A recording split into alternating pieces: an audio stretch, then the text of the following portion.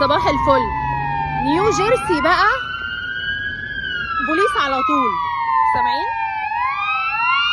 نيو جيرسي بوليس على طول. بصوا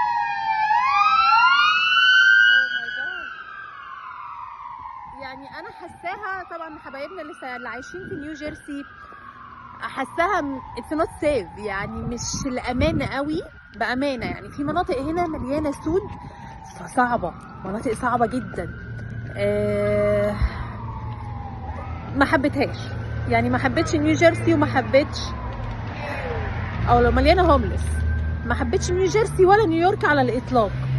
فالجو النهارده صحينا الصبح نيو جيرسي ونيويورك في ضباب، دخان شبيه كده بريحه الحرايق بتاعت المخيمات. ناس بتشتكي وقالوا ده خطر، يعني الدخان ده خطر على اهو. في ايه يا جماعه؟ والله ما عملت حاجه. بصوا نيو جيرسي قلب الدنيا. عايزه اقول لكم ان يعني كان الضباب من مطار لاغوريا وطبقه فوق مانهاتن دي حته مميزه جدا هنا في نيويورك، بتربط بين نيويورك ونيو جيرسي.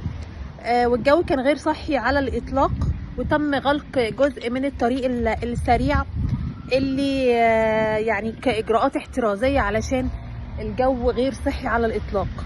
اشكروا ربنا اللي عايشين في كاليفورنيا، ها اشكروا ربنا قوي، ها اوعى حد يجي هنا. صباح الفل.